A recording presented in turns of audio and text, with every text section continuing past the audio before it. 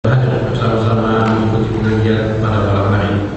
Lalu juga selawat dan salam kita hadiahkan kehadiran kita Nabi Muhammad SAW. Semoga termasuk kita golongan yang mendapatkan syafaatnya kemudian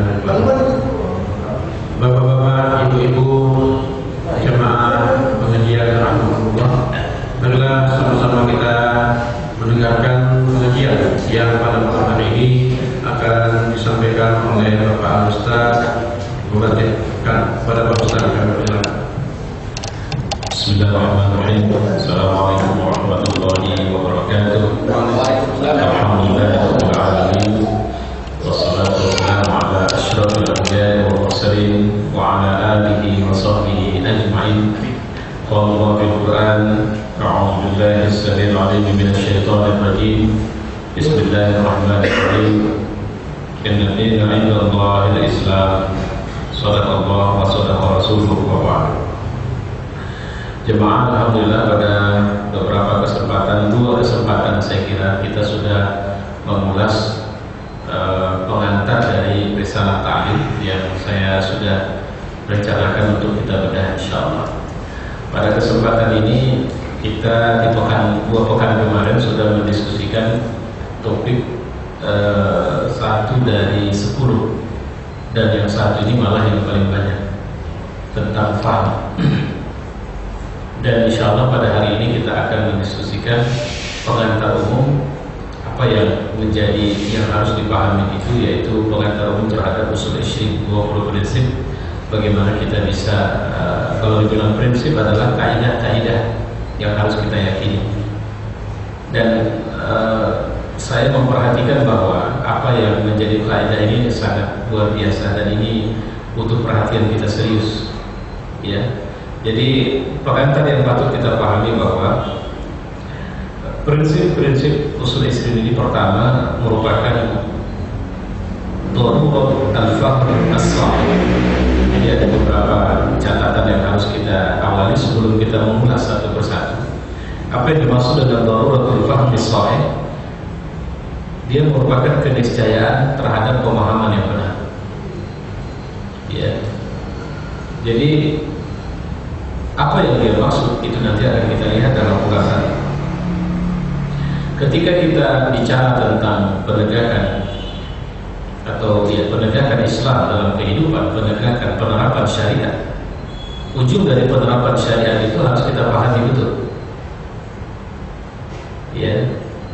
Islam sebagai sebuah agama bukan agama yang cuma bagaimana aku jadi orang baik, tapi kita jadi orang baik dan benar. Dan tidak boleh berhenti di situ, tapi kita orang baik dan benar ini harus mengajak orang lain untuk baik dan benar. Sehingga tahapan-tahapan penegakan atau penerapan itu bisa kita lihat dari pertama, terbangunnya Islam dalam diri kita. Kedua, terbangunnya Islam dalam keluarga kita. Bahkan rancang bangun untuk membangun Islam dalam keluarga, itulah kenapa Nabi mengingatkan agar dalam memilih pasangan hidup, dalam hal ini suami atau istri, kita harus mengedepankan yang bizatiddin, yang punya pemahaman atau punya ruh agama, ya.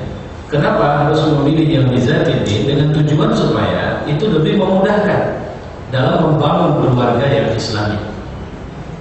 Kenapa kita butuh membangun keluarga yang Islami? Supaya tidak terlalu sulit untuk membentuk kembali pribadi yang Islami. Nah, inilah yang kita pahami secara sistematis sekarang jadi masalah. Ketika sekarang orang tua mau menikahkan anak, urutan pertama itu adalah gaji calon suami berapa, keberadaan atau tingkat kemakmuran ekonominya, tidak pemahamannya terhadap agama. Sehingga kalau kita memahami sebenarnya bahagia tidak terletak pada status sosial atau status ekonomi kita di tengah orang banyak, tapi bagaimana daya dukung rupiah kita terhadap fakta kehidupan yang kita alami. Sehingga seorang susah sekalipun dia bisa tidak kehilangan Allah, dia bisa tetap tawakal kepada Allah. Orang senang dia tetap tawakal kepada Allah, karena dia sadar betul bahwa proses kehidupan dia ini adalah kehidupan yang sementara, ya. Nanti setelah pembangunan keluarga, pembangunan masyarakat, pembentukan, baru kemudian kita bicara pembentukan negara yang benar. Saya secara pribadi sangat meyakini tegaknya khilafah Islamiyah alamiah nggak bisa melalui diskusi, tapi perang. Saya ulang sekali lagi, perang. Jadi proses perang ini nanti, kalau Indonesia ya begini-begini aja deh.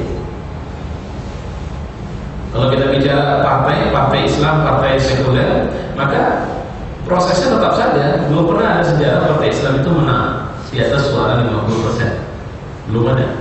Di total jumlah partai Islam seluruhnya, kita cuma pernah sampai pada angka 40%. Itu di zaman Orde Lama tahun 55. Itu gabung suara Masyumi dengan NU dan beberapa partai Islam lain. Sekarang itu di bawah 30%.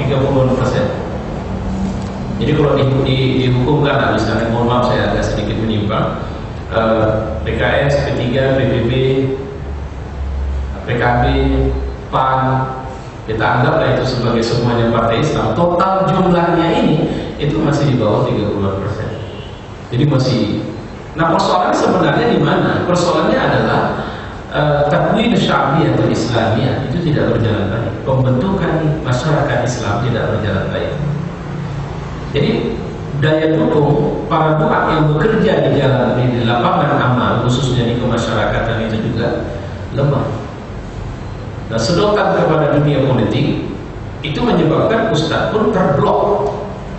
Ya, saya suka tidak suka harus bisa merasakan bahwa alhamdulillah walaupun tidak dominan, kalau bulan-bulan Maulid begini, apalagi jelang-jelang pemilu, itu orang undang nengok laju. Saya sudah pernah diundang bulan Maulid ini, udah oke, deal remaja siap, tidak ada persoalan, dan mereka tidak teringat saya siapa, tapi campaignnya teringat, sehingga terakhir di cancel. Nah, itu yang saya maksud. Jadi sedotan itu sebenarnya tidak harus sampai sejauh akhirnya memunculkan masalah, menjadikan kita mengira kita jadi kecil ya. Ini yang harus kita pahami, ini darurat yang harus kita pahami ini. Kita harus bisa bahwa tujuan besar kita adalah meyakini bahwa Islam harus menjadi agama yang dianut oleh semua umat manusia sampai hari kiamat. Dan harus ada keberanian. Ya, masa orang jualan bonbon saja sampai berani masuk. Kadang kita rapat saja pun, sales SPG itu, sales promotion girl itu nggak perlu, nggak pakai ketok pintu pun mau masuk, dia untuk nawarin bonbonnya, nawarin rokoknya. Kenapa kita tidak seagresif itu untuk ya? Kenapa kita takut kalau kemudian? Tapi alhamdulillah sekarang sudah mulai jarang di Medan.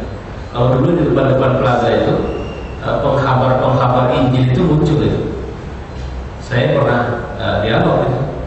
Keluar dari plaza langsung disapa, disenyumin ramah, diajak cerita tentang Yesus. Nah, seharusnya ya kita kayak ada seorang ulama dari Saudi, Al-Arif, beliau ketika ketemu begitu dia malah ada apa rupanya dalam Kristen. Ketika dia bilang bahwa Anda bisa selamat dunia akhirat, ya kalau begitu saya ingin masuk Kristen dong. Apa syaratnya? Jadi artinya, kenapa kita diam? Padahal kita lah yang paling harus menyampaikan dakwah Islam ini kepada semua orang. Ya. Dan ini membuat kita jadi pede setelah coba bayangkan kita ahli dalam meracik makanan enak. Tiba-tiba ada orang sok merasa enak racikan. Padahal kita tahu betul kalau kita buat apa yang kita ketahui itu akan menghasilkan rasa yang dia pasti akan takjub. Kenapa kita tidak berani sekarang mengenalkan Quran kepada banyak orang? Jawabannya karena kita juga tidak kenal Quran. Nah, jadi yang pertama menjadi catatan kita adalah keniscayaan pemahaman yang benar. Ya, jadi al-faham ini mengharuskan kita untuk meyakini bahwa bagaimanapun kita harus bisa mempercayai bahwa keimanan dan penegakan syariat adalah sesuatu yang memang tidak bisa tidak. Kalau kita ingin mendapat ridha Allah, dia harus kita tegakkan secara konsisten. Dalam sebuah hadis, Rasulullah mengatakan, demi jiwa yang zat Muhammad berada dalam genggamannya, tak seorang pun dari umat ini, Yahudi maupun Nasrani, yang mendengar kerasulanku kemudian mati dalam keadaan belum beriman, niscaya dia akan jadi penghuni neraka. Kita harus pede itu. Makanya sering kali saya sampaikan bahasa bahwa Islam adalah agama yang benar, bukan paling benar. Karena lawannya adalah salah. Mau sebagus apapun Yahudi itu, mau sebagus apapun Kristen atau Nasrani itu, dan dia tidak beriman kepada Rasulullah, dia masuk neraka. Nah, begitu cara kita memahaminya. Ya, ini nggak harus kita kemudian takut. Ini wilayah pemahaman, ini yang harus kita yakini. Dan Nabi SAW mengatakan seperti itu. Dan summa yamutu wa lam yu'min lilladzi ursiltu bihi illa kana min ashabin nar. Jadi kalau ada orang itu Yahudi, orang itu Nasrani atau siapapun orang itu, bagaimanapun dia, setaat apapun dia, sebagus apapun dia, dan dia dengar aku ini Rasul, tapi dia tidak beriman denganku, kana min ashabin nar, dia itu penghuni neraka. Ini akidah. Dan ini harus kita pegang teguh. Nah, ini yang harus buat kita bangga. Cuma kesalahan kita nggak bisa bangga karena kita nggak belajar, kita nggak paham. Ya. Sungguh yang mencerai-beraikan umat Islam menjadi beberapa kelompok adalah keragaman persepsi mereka dalam memahami Islam dan akidahnya. Ada sebagian kita yang bilang, Islam kan hanya satu dari sekian banyak jalan menuju Tuhan. Kita harus menerima ada kebenaran di luar Islam. Nah, ini PR jadinya gitu. Harusnya kita tinggal menegaskan, menyampaikan. Terakhir kita harus beradu lagi di antara kita. Tadi alhamdulillah saya dapat file di YouTube tentang hasil Asyura Nasionalnya orang Syiah di Jakarta kemarin. Jadi sayangnya tidak diterjemahkan dalam bahasa Indonesia. Cuma dari sekian itu rangkaian doa. Salah satu rangkaian doa yang membuat saya berpikir dan akhirnya saya pikir, ya Allah, ternyata benar kau bilang, kalau seorang mendoakan kebaikan, maka doa itu akan diberikan kepada orang yang didoakan dan juga kepada orang yang berdoa. Saya punya tetangga, saya berdoa, ya Tuhan, berikan kemudahan kepada tetangga, kesembuhan, dia sakit.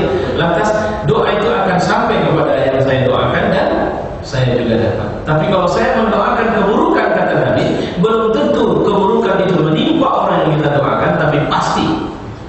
Salah satu doa yang diungkap oleh si ustadznya itu tadi, kalimatnya adalah, laknatlah orang-orang yang tidak menolong Hussein di Karbala. Laknatlah orang-orang yang tidak memiliki simpati kepada Hussein karena tragedi di Karbala. Saya yakin doa mereka akan didengar Allah Subhanahu wa taala. Kenapa? Apa mereka pikir mereka menolong Hussein di Karbala? Kalau mereka mau jujur dan memaparkan data secara jujur, maka mereka abai. Dan itu yang terjadi pada ayah mereka, ayah Hussein, Ali bin Abi Thalib. Mereka undang datang ke Kufah, tapi mereka tidak kawal sehingga Ali terbunuh. Dan mereka berlepas diri dan kemudian menganggap mereka yang paling membela. Jahat betul akidahnya. Ya. Nah, kemudian yang mulia jemaah, andai pemahaman tidak menjadi salah satu rukun dalam kesetiaan kita kepada Islam, maka akan muncul suka-suka orang dalam beragama. Ya, dalam memunculkan masalah agama. Ya, kan kalau kami dulu di kampus itu ada kalimat begini. Ya, saya kan bebas berpikir.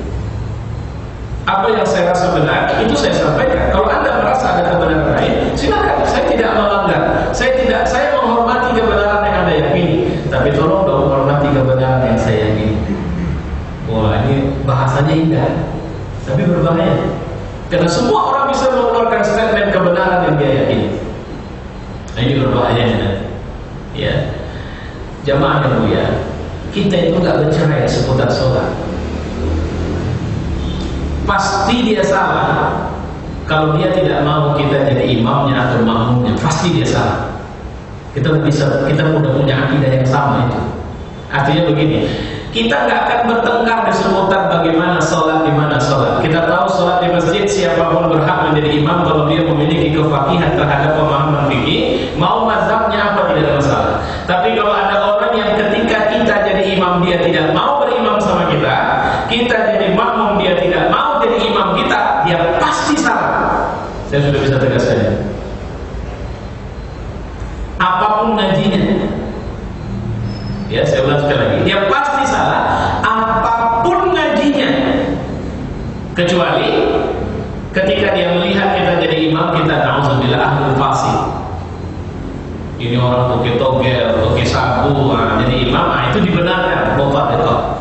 Tapi karena jika dia karena menganggap ini bukan kelompoknya, tidak punya fikroh sama dengan fikrohnya, lantas dia tidak mau berimam, dia pasti salah. Nah, itu yang harus kita garis bawahi. Ya.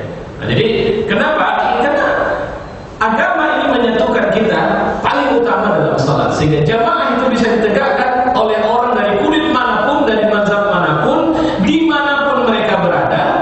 Mereka bisa punya imam yang satu dan mengerjakan sholat yang sama. Lihat itu Masjidil Haram, Madinah, maka Masjidil Nabawi ada sekian model mazhab. Ibu-ibu kalau nengok orang Arab atau orang apapun di sana, jangan menganggap bahwa mereka itu ngerti sholat semua. Di sana itu orang yang ngerti sholat sama orang yang nggak ngerti sholat gabung semuanya. Mazhab berbeda gabung. Jadi jangan tengok mentang-mentang Arab mereka paham sholat, belum tentu juga itu. Ya, karena saya ketemu juga orang Arab yang sholat sambil nerima SMS. Lagi sholat, ya, maka saya tahu, saya lihat itu, saya tahu betul bahwa dia tidak sholat atau dia orang yang lemah pemahamannya tentang fikih sholat.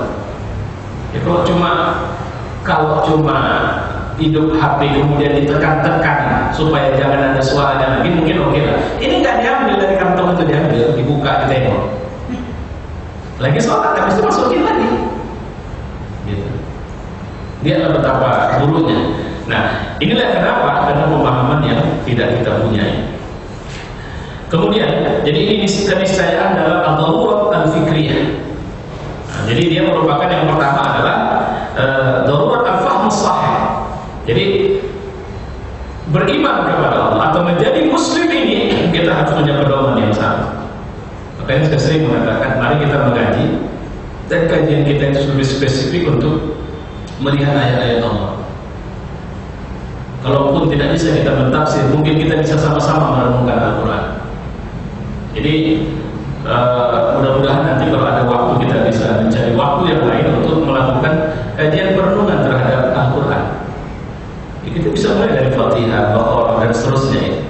Dan kita bisa mendapatkan pesan-pesan penting dari sekian kalau bahasa paragraf-paragraf Quran, makro Quran, hizib Quran, furu Quran, ya.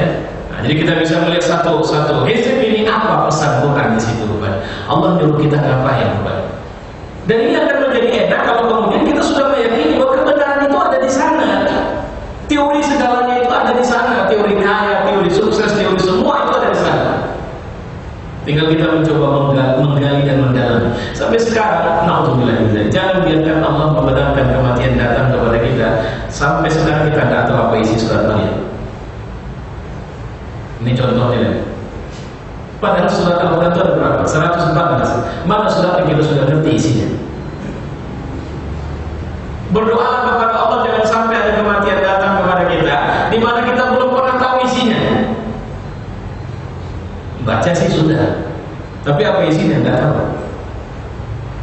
Padahal contoh surat Maryam itu kalau kita belah dua surat Maryam, separuh bicara tentang sejarah orang baik dan separuh bicara dengan sejarah orang buruk. Allah menceritakan sejarah Nabi Zakaria, sejarah Nabi, semua nabi-nabi diceritakan. Inilah orang baik, keluarga-keluarga baik. Nah, kemudian datanglah generasi selanjutnya yang mereka itu khawf atau sholat, wattaba'u syahawat, yang mereka itu meninggalkan sholat dan mereka mengikuti syahwat nafsu mereka. Ini contohnya. Apa pesan Allah dalam surat Al-Kahfi misalnya? Kita khawatir saja kita nggak tahu. Yang paling ringan, ada berapa ayat surat Al-Kahfi? Tak tahu.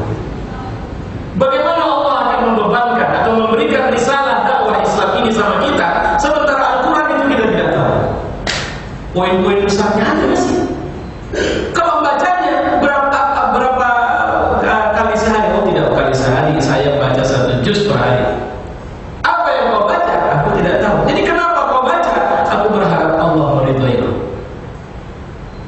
Ini kan unik ini ya. Ada berapa banyak orang Islam yang sekarang yang tahu membaca Quran dan mencari pahala Quran, tapi dia tidak tahu apa yang harus dia buat sama Quran.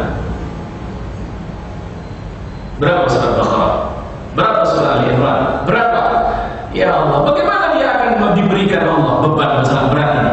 Sementara beban untuk kita adalah ukhrijat linnas ta'muruna bil ma'ruf wa tanhauna 'anil munkar. Kita suruh orang buat baik dan kita cegah orang dari berbuat munkar. Ini yang harus menjadi hari-hari kita sekarang. Yang kedua adalah, kalau dalam buku nanti halaman 10 itu, keniscayaan amal atau daruratul amal. Menjadi muslim tidak boleh berhenti pada fikroh dan berpikir. Nggak ada hebatnya orang Islam kalau pintarnya banyak tapi nggak membuat. Walaupun sekarang kita jauh lebih lemah, banyak orang pintar bicara tapi lemah di pemahaman. Nah, kita udah lebih lemah lagi. Kalau tadi saya bilang ada orang yang paham tapi tidak kuat, itu masih wajar. Tapi ternyata kita hidup di zaman sekarang yang orang banyak kali bicaranya tapi lemah dalam amalnya. Ya. Sungguh orang beriman pada Islam dituntut mengamalkan dan berjuang mewujudkan sasaran-sasaran dalam kehidupan nyata. Jadi kita kalau buat seri-seri pesan besar Islam pada pertama, aku disuruh beriman kepada Allah. Apa indikatornya? Apa tanda aku beriman kepada Allah? Itu harus kita wujudkan dalam kehidupan. Mana, kalau saya selalu kali bandingkan sekarang, mana lebih penting, duit apa Tuhan? Saya khawatir kita bilang Tuhan, tapi ternyata Tuhan itulah duit. Duit itulah Tuhan. Apakah Islam agama yang penting untuk kita? Ini yang selalu saya sampaikan belakangan. Saya khawatir kita tidak mementingkan Islam. Saya bilang, berhentilah untuk mengatakan, maaf saya cuma Islam KTP. Salah. Ada sebuah hadis, alhamdulillah saya mendapatkan maknanya hari ini. Setelah menciptakan Bani Adam, Allah itu mengambil segenggam. Ini adalah penghuni surga. Jadi ruh kita itu dipegang. Dan aku tidak peduli apa yang mereka buat, mereka akan aku masukkan ke dalam surga, kata Allah. Diambil lagi. Ini adalah penghuni neraka. Dan aku tidak peduli apapun amal mereka, maka mereka akan aku masukkan ke dalam neraka, kata Allah. Dulu saya nangis baca hadis ini. Sampai saya berpikir untuk apa saya jadi bagus-bagus sekali kalau ternyata rupanya hadis ini yang dimaksud kalau saya memahaminya sekarang. Dan alhamdulillah saya merasakan maknanya saya temukan hari ini. Diambil, ini hadis sahih. Diambil segenggam bahwa ini penghuni surga. Aku nggak peduli apapun amalnya, mereka masuk surga. Tapi itu siapa? Insya Allah kita lah itu. Kenapa saya bilang kita lah itu? Ada 7 miliar lebih orang yang hidup sekarang di muka bumi. Kalau ukurannya dari 7 miliar itu cuma 1 miliar lebih sedikit saja yang dikasihnya Islam. Nggak nyari kita. Dan lihat hadisnya. Siapapun setelah tahu aku datang, kata Nabi, dan tidak beriman kepadaku, apapun amalnya, kana min ashabin nar, dia itu penghuni neraka. Mau Yahudi mau Nasrani, kata Nabi. Tapi kita ini modalnya cuma lahir dari keluarga orang Islam. Ibu anggap apa ya? Bapak anggap apa ya? Ini karunia luar biasa ya. Kita rupanya tertarik di segenggam itu. Kenapa? Apapun amalnya aku nggak peduli, dia akan masuk surga.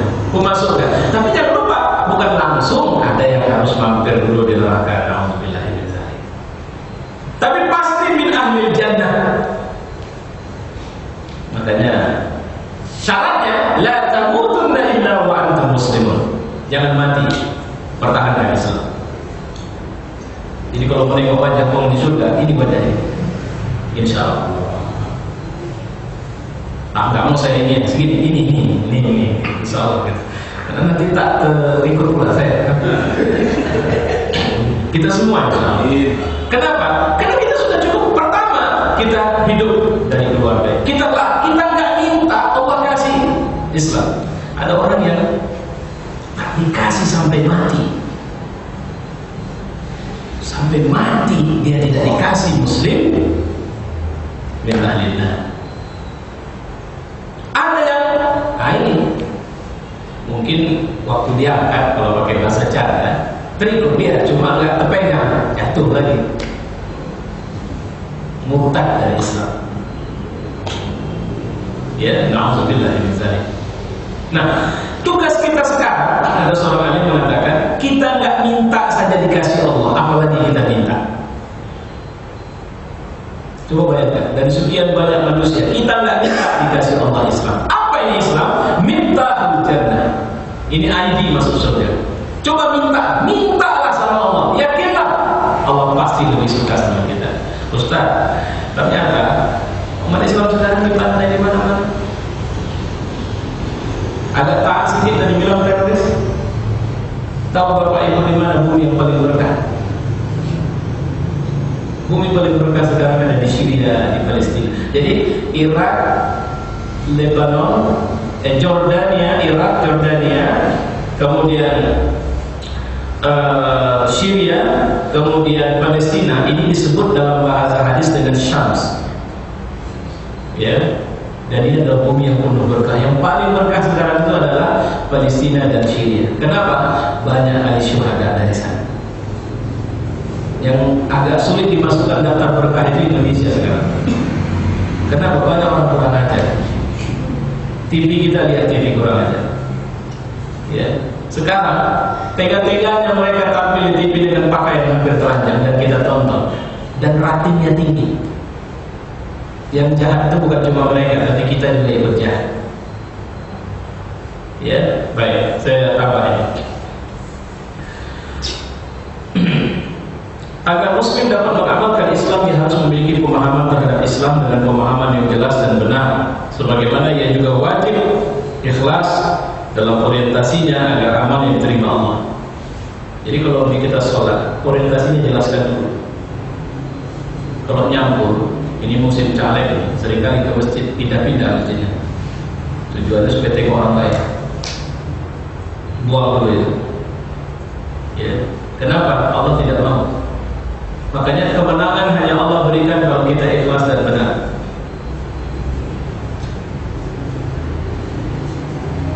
Kita bukan pada kekuatan senjata yang jauh lebih besar, tidak. Keberkahan tidak Allah berikan dengan sebab kita kaya yang luar biasa. Saya cerita anak saya 9, ada orang yang bilang, ya Allah Ustaz, saya anak 2 saja udah repot yang luar biasa. Saya bilang, itu menandakan bahwa repot tidak repot bukan jumlah anak ukurannya. Ya, dia 2 repot. Kalau 9 alhamdulillah masih tenang. Bahkan ada rencana kami kalau Allah izin boleh nambah juga, tidak ada masalah. Ya. Artinya apa? Bukan jumlah anak kalau begitu. Atau alhamdulillah ternyata setelah anak saya 9, alhamdulillah anak saya ada yang mendalami ini. Semuanya di jalan Allah. Tapi ada yang 1, alhamdulillah nggak bisa bilang alhamdulillah. Anak saya dari sejak usia 13 kena narkoba. Usia ini sekarang sedang dirawat karena terserang na'udzubillah AIDS, kepala anak tunggal, segalanya ada. Ukuran bisa mendidik anak soleh bukan harta yang kita genggam, tapi semua kembali kepada keislaman kita. Bagaimana kita bisa mengeluarkan pengaruh ini agar kaum muslimin dapat mewujudkan sasaran-sasaran Islam dalam kehidupan nyata dengan sebaiknya, maka harus ada persatuan dan kesatuan. Ya. Sebab sesuatu yang berkewajiban tidak dapat terlaksana dengan sempurna kecuali dengannya, maka sesuatu itu hukumnya wajib. Jadi kalau ada kewajiban kayak sholat wajib, tapi tidak bisa sholat tanpa wudhu, maka wudhu jadi wajib. Ada beberapa aturan Islam yang tidak bisa ditegakkan kecuali dengan adanya negara. Maka negara mendirikan negara hukumnya wajib. Caranya bisa cara apa saja yang halal, atau bisa melakukan perang. Dan saya sangat yakin bahwa khilafah Islam di alamnya itu hanya bisa tegak dengan perang. Karena saya belakangan meyakini bahwa presiden yang kita tunggu akan memimpin umat Islam sedunia itu namanya Imam Mahdi, dan akan dilanjutkan oleh Nabi Isa Al-Masih insyaallah. Dan seorang ulama Imran Hussein, saya belum dengar betul itu ceramahnya, paling lama 25 tahun lagi kita ketemu Dajjal. 25 tahun lagi. Itu menandakan bahwa kalau sudah Dajjal keluar, Mahdi pun keluar, Isa pun akan datang. Tapi berapa lama pertempuran Dajjal dengan Mahdi, pertemuan Dajjal dengan Isa? kisah, Nabi tidak menceritakan. Maka yang disebut dengan istilah malhamah kubro, artinya rentetan pertempuran yang berkepanjangan. Dan itu awal pemicunya adalah Irak waktu itu. Jadi terbunuh atau diserangnya Irak oleh Amerika dan sebetulnya itu adalah awal rentetan malhamah kubro. Berapa lama ini akan berlaku? Wallahu a'lam bishawab. Tapi kalau kita gabung dengan prediksi para ulama-ulama yang lain, ada yang mengatakan bahwa 2020 Israel lenyap dari peta. Kalau sudah lenyap dari peta, itu artinya sudah selesai, sudah kita ketemu dengan Imam Mahdi di situ. Jangan takut, karena itu adalah keniscayaan, insya Allah. Dan kalau saya mengatakan, saya merasa beruntung kalau saya hidup sezaman dan beriman kepada beliau, jangan beriman kepada Dajjal. Ya, karena Dajjal berarti banyak orang berubah agama di zaman ini. Ya, kalau kita sekarang nggak perlu keluar Dajjal, sering saya bilang kita nggak usah diperangi, udah nggak sholat kita. Muslimah kita nggak usah disakiti, mereka udah telanjang. Jadi nggak perlu diancam, udah menunjukkan paha, udah menunjukkan kemaluan di mana-mana. Na'udzubillah min dzalik. Sementara di Syria, ini tadi ada yang pesankan ke saya kalau bisa kita buka. Saya punya update terbaru. Saya berharap insya Allah 2 pekan mendatang kita buka. Tapi saya nggak sanggup lihat, karena di situ diceritakan semuanya. Ya, anak-anak yang kematian ayah, ya final. Insya Allah saya janji, tolong disediakan. Nggak usah lah, kalau memang ada lah yang fokus kan ada ya, tinggalin fokusnya. Insya Allah nanti kita lihat sama-sama. Sangat menyakitkan saudara. Ya, jadi kita tahu kenapa harus diperangi, kenapa kita harus perangi dia, kenapa semua ini terjadi, dan sadis. Istri yang diperkosa di depan suami, di depan anak-anaknya, habis diperkosa dibunuh. Anak-anak yang meratapi kematian ayahnya. Dan anak-anak kecil yang nanti ada yang tahu Facebook saya, coba buka, saya ada posting beberapa gambar anak-anak bayi yang, ya Allah. Sekarang ini supaya ibu tahu, di camp pengungsi terbesar, itu campnya pengungsi Syria dan pengungsi Palestina, itulah neraka kelaparan mereka. Pekan lalu ada berita yang nyampe ke kita, beberapa anak-anak yang keracunan karena sebab makan kucing. Kucing dimakan, karena tak ada yang bisa dimakan. Saya punya video seorang anak yang makan karton. Jadi anak-anak sekitar 11 beberapa tahun itu makanin karton. Tadi bisa dimakan, asal perut bisa berisi saja. Begitulah Allah menguji mereka. Di saat mana kita di sini seperti itu, ya. Nah, maka keniscayaan amal, maka tidak ada cerita. Ini saatnya kita harus menunjukkan kita Muslim atau tidak Muslim. Ya, kalau memang mau meninggalkan Islam, tinggalkan. Kalau mau tunjukin Islam, jangan takut. Nah, ini yang harus kita pahami. Kemudian di halaman 15 ada poin ketiga dalam jadi pertama ada keniscayaan pemikiran, pemahaman, kemudian amal, dan garis penyimpangan. Khattul inhiraf. Prinsip yang jelas dan diakui tidak dapat mencegah penyimpangan yang dilakukan oleh sebagian kelompok. Jadi walaupun jelas Islam ini agama yang jelas, tapi masih saja terdapat penyimpangan, mungkin karena kebodohan atau karena mengikuti hawa nafsu. Hati-hati. Ada orang yang tidak mau terima Islam karena gengsi.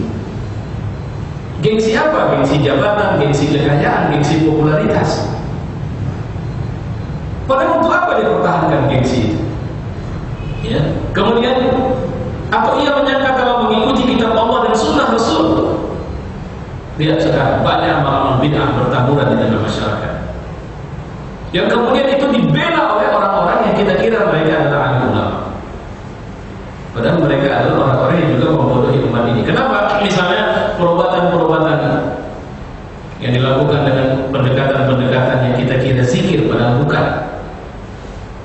Kenapa? Karena mereka mengemas bagi mereka dengan pakaian-pakaian yang terkesan bahwa mereka adalah orang soleh kita. Atau acara-acaranya, tidak semua acara yang kita kira zikir adalah acara zikir. Hati-hati itu. Makanya ada orang yang kalau Ustaz ini doa bagus, enggak, saya cek itu. Ternyata ada poin-poin yang tidak bisa dibenarkan. Apalagi sekarang contohnya ada tarikat-tarikat menyala yang merebak di tengah kita. Ya.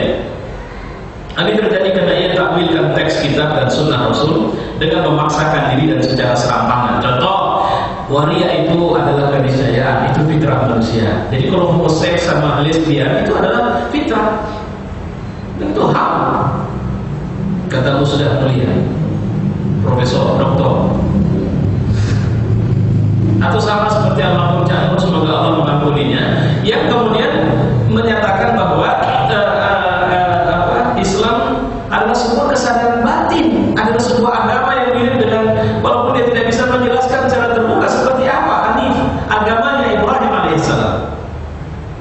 Dan kemudian dikampanyekan habis-habisan.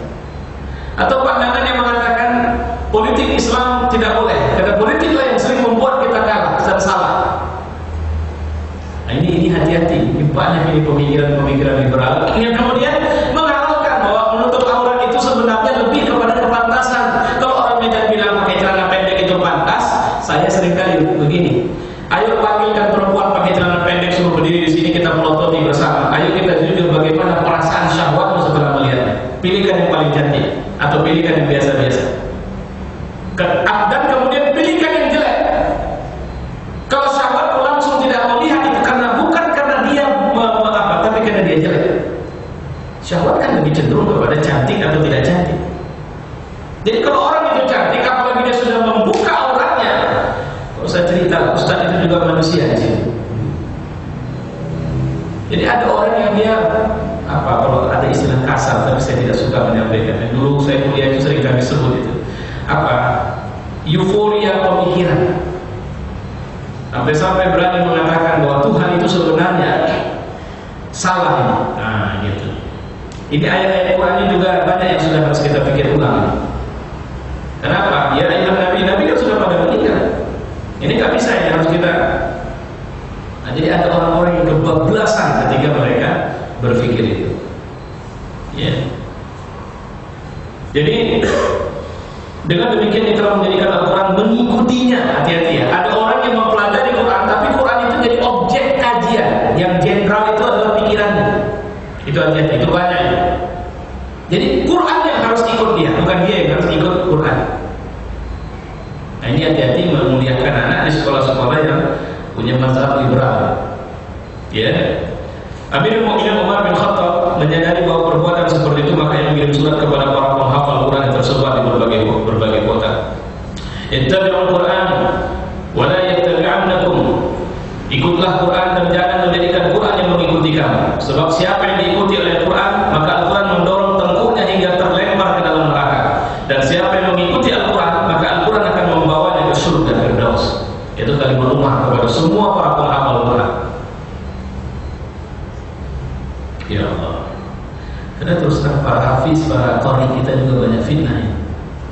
Kalau bicaranya, makanya Umar itu presiden yang luar biasa detail. Ikutlah Quran, jangan biarkan Quran yang ikut sama. Ngerti maksudnya?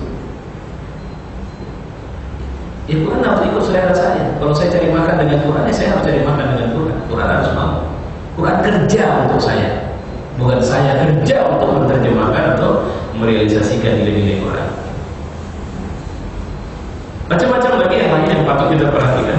Kemudian ada upaya yang harusnya kita menyatukan umat. Al-amalu 'ala jam' kalimatil muslimin. Nanti ini ringkasan.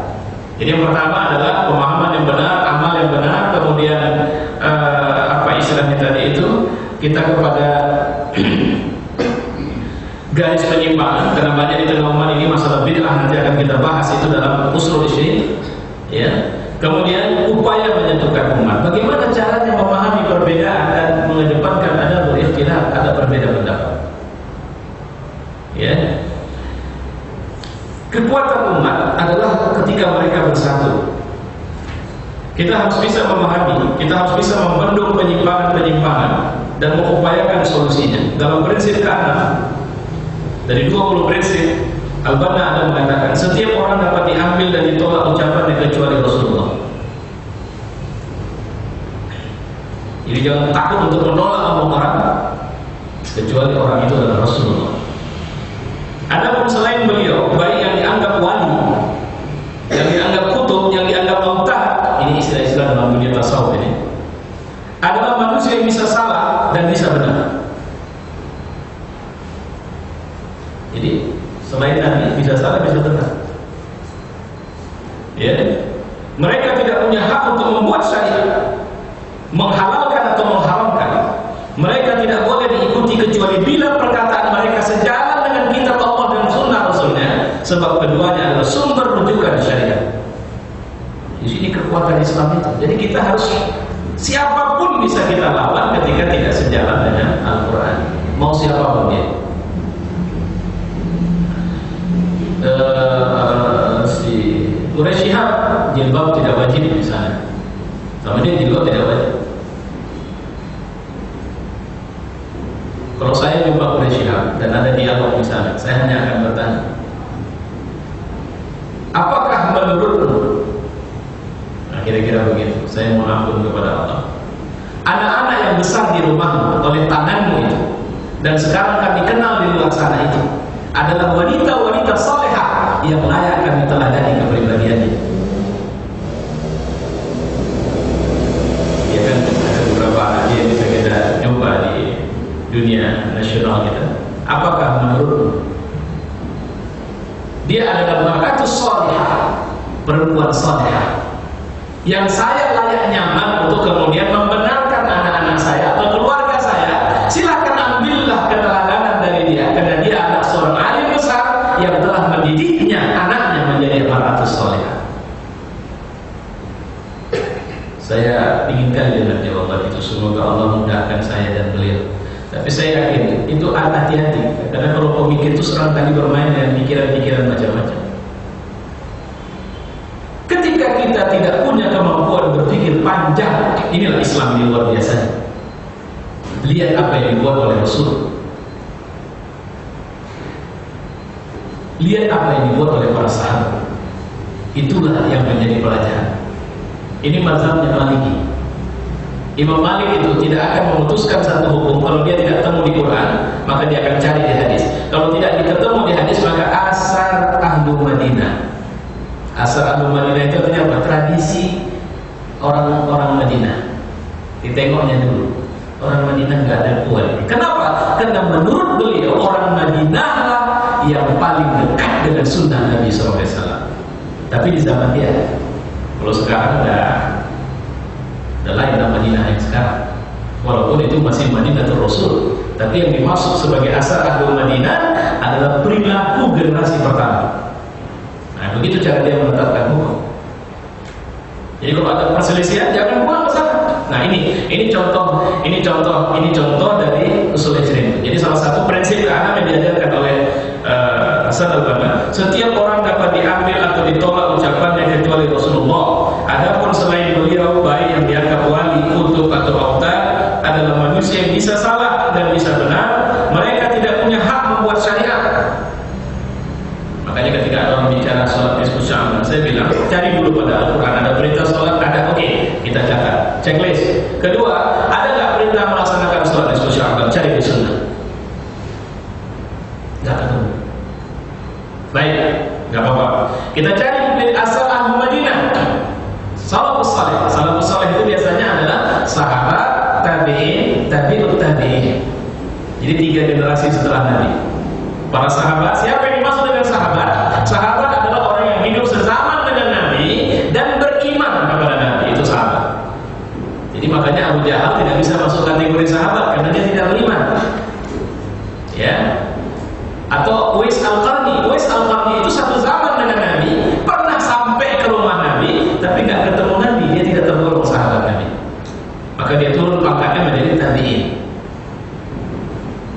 Tabi'in siapa? Tabi'in adalah orang yang beriman kepada Nabi, tidak sezaman dengan Nabi, tapi sezaman dengan sahabat Nabi SAW. Itu tabi'in. Di bawahnya ada tabi'ut tabi'in, artinya orang yang beriman kepada Rasul sezaman dengan para tabi'in. Nah, cari di sini. Kalau tidak ketemu di sini, tinggalkan, karena pasti itu tidak penting.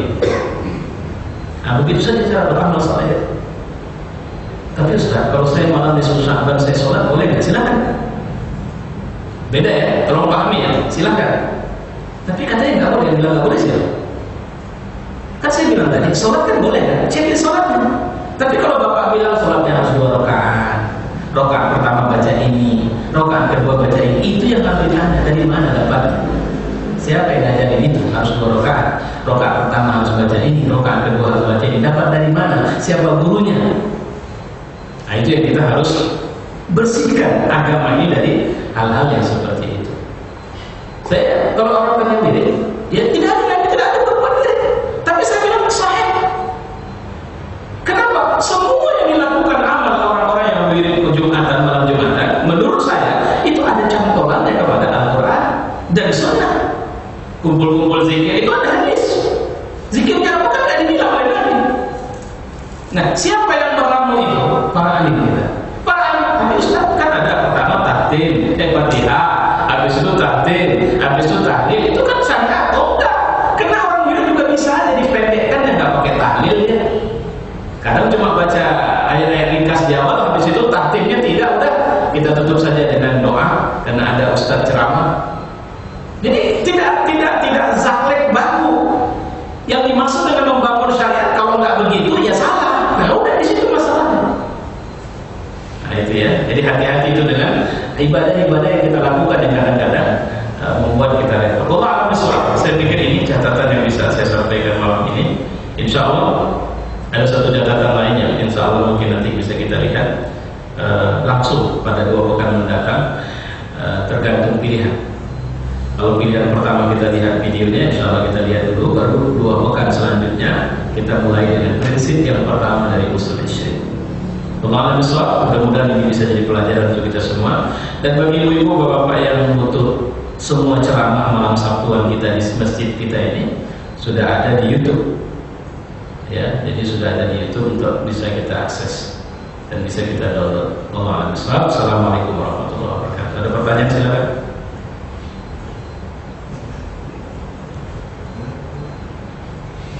Kalau nggak ada saya mau mohon izinnya silakan. Mbak, mana sekitar Ustaz? Iya Pak. Tadi Ustaz bilang jangan dikhawatirkan kalau ada tamatnya, karena itu kan ada suatu kekuatan dari Allah untuk menjadikan dia menjadi apa dia. Saya lihat kalau di Alkitab ada suatu kesamaan, misalnya kalau di Yasin kan ada nama Allah jalan sampai itu dalam yang kita boleh bilangkannya tidak ada mustahil bagi Tuhan, kan sama. Jadi dalam Alkitab ada tulisan ini, bukan karena kuasamu, bukan karena kekuatanmu, maka dirimu dan anak-anakmu berhasil, tapi itu karena anugerah dari Tuhan Yang Maha Kuasa. Ada nggak dalam Al-Quran yang sama dengan itu atau hadis? Pak, saya mencari itu. Kalimat itu Bapak boleh garis bawahi, nanti jadi PR sama saya. Cuma saya perlu sampaikan pesan Nabi sama kita untuk Alkitab, jangan salahkan dan jangan benarkan. Karena bisa jadi apa yang kau salahkan memang itu ayat Allah, dan bisa jadi apa yang kau benarkan itu bukan ayat Allah. Nah, jadi kalau tadi itu matan kalimatnya itu senada dengan pokoknya setiap sebuah kebenaran yang Bapak temukan dari sumber lain.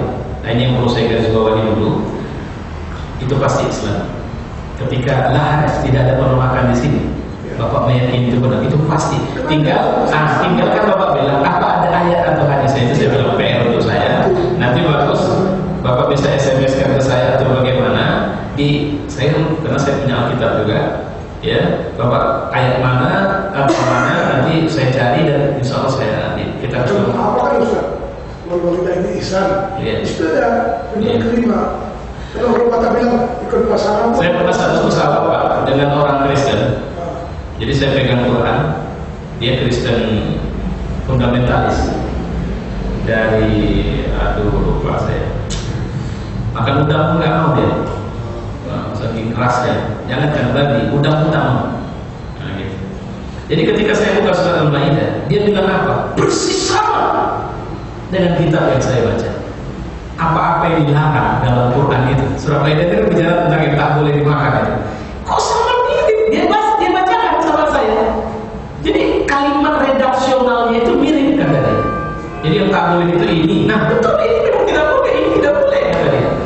Nah, saya lanjutkan ayat selanjutnya dan ketemu. Jadi surat Al-Maidah itu banyak ketemu dengan perjanjian lama secara khusus.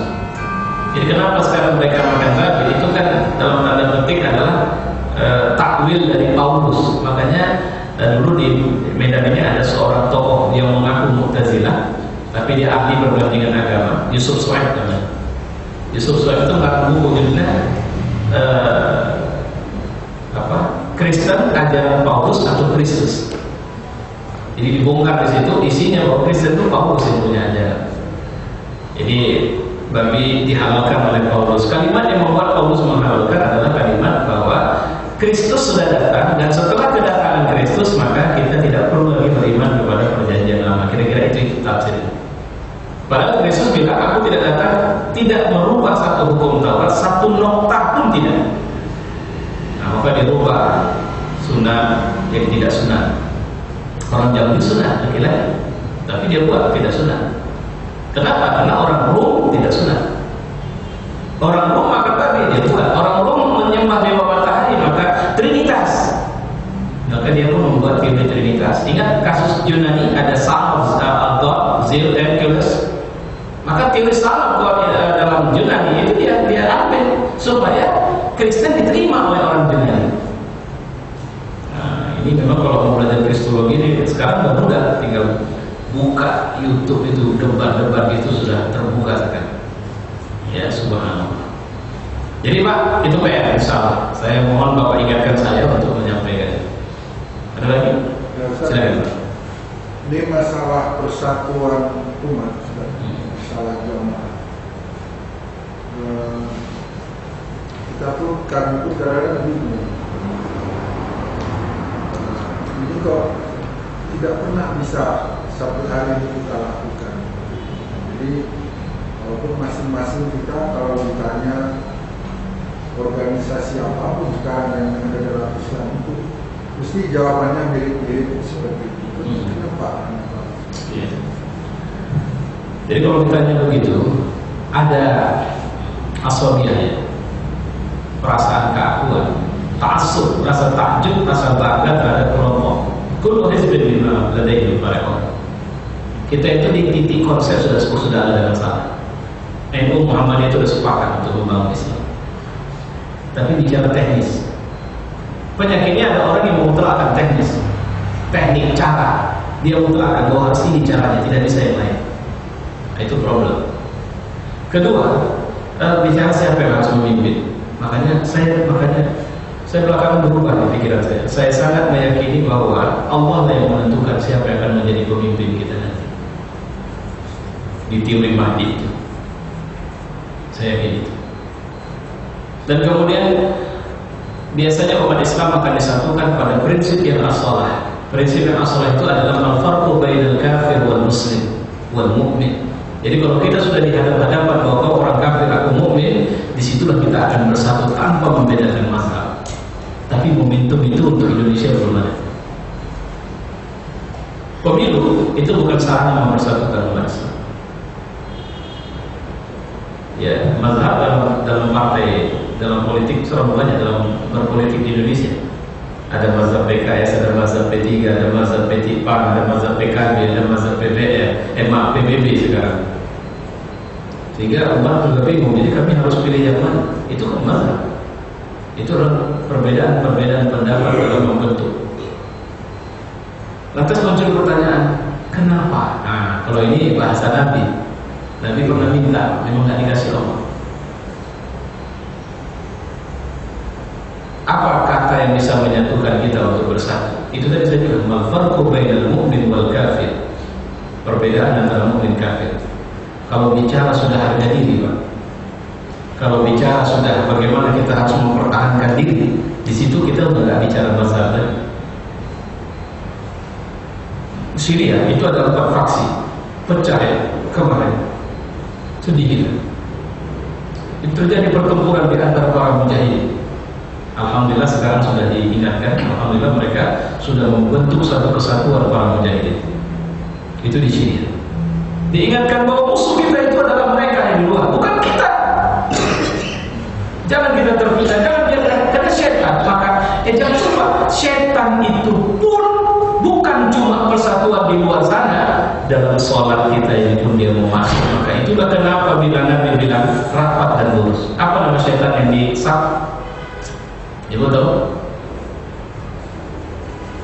Ada setan khansab namanya. Yang dia akan masuk seperti apa? yang masuk di sela-sela tanaman, kata Nabi. Jadi kalau tidak rapat saf itu, maka ya Allah, di sholat pun dia mau rusak kesatuan kita, apalagi di luar sholat. Yang kita sedang menghadap Allah pun dia rusak kita, apalagi kita di luar sholat. Jadi kalau kemudian muncul pertanyaan, jadi kapan kita bisa bersatu? Itu saya bilang tadi, ketika ada satu momentum yang di situ kita tersudut pada kenyataan kita mukmin dan mereka kafir, dan mereka ingin menghancurkan keberimanan kita, saat itu ingat kasus Amr, Salafi yang tidak pernah mau perang pun ikut berangkat perang waktu itu, kalau ingat waktu itu ya. Jadi di Syria itu kan daerah perang, semua mazhab tidak peduli lagi kau pikirnya apa, udah nggak peduli di sini. Bahkan kalau kita ikut hadis-hadis Nabi nanti, pada saat fitnah itu menguat dan sudah terbuka pertempuran, maka orang yang paling bersih Islamnya adalah orang yang perang itu. Jadi bukan orang yang duduk mengaji terus tidak ada buat apa, tapi orang yang di medan perang. Kalian boleh belajar atau ada hadis itu yang saya baca. Cuma kalau kita sekarang ini Pak, kalau saya lebih bagus kita memulai pada diri kita dan menghilangkan itu semua dan mengedepankan. Makanya saya kalau orang nanya sama saya pernah di debat orang, tapi saya tidak menjawab. Apa mazhab Ustaz? Saya jawab Islam. Bingung deh. Saya tanya balik, kau tanya mazhab kan dia? Mazhab Islam. Gak bisa ngomong. Saya bantu dia. Kalau kau jawab mazhabku adalah Hanafi, kau mungkin akan menyerangku karena kau adalah Syafi'i. Kalau kau bilang mazhabku Syafi'i, mungkin kau akan menyerangku karena aku mungkin ikut pahamnya Ramli. Karena di Syafi'i itu ada sekian aliran pikiran para alimnya lain.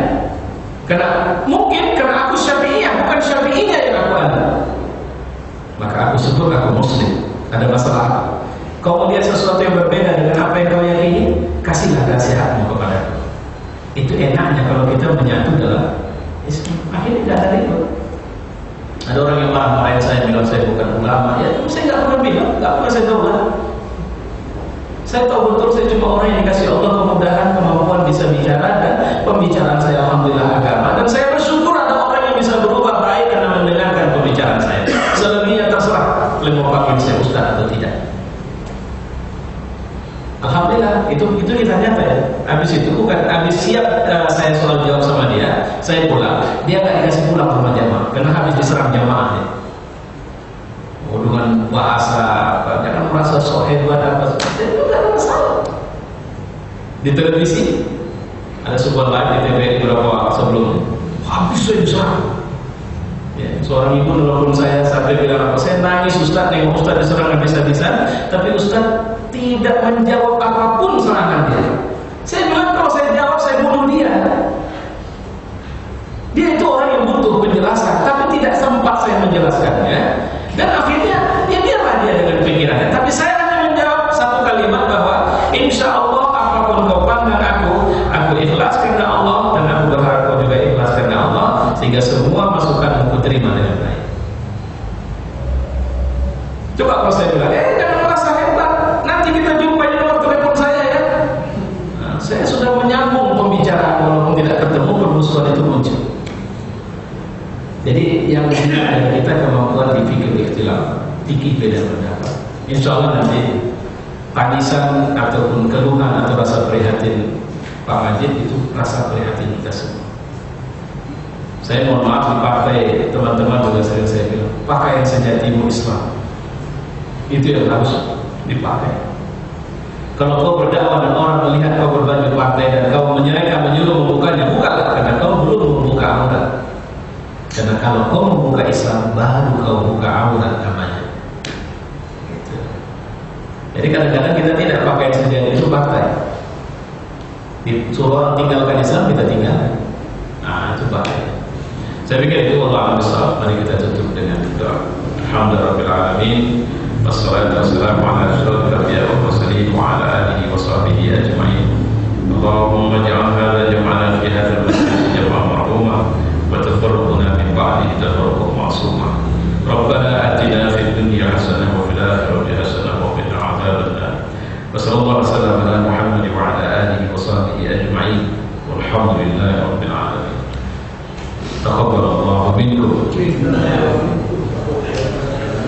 Demikianlah tadi tausiah dan pengajian yang disampaikan oleh Bapak Ustaz Latifkan yang sejujurnya pada malam hari ini cepat melakukan informasinya dari bahannya. Tapi ya begitu semuanya secara dan kalau juga terima kasih kepada Ustaz. Kami ucapkan terima kasih kami pengajian tentu untuk mengucapkan alhamdulillah alamin. Assalamualaikum warahmatullahi wabarakatuh.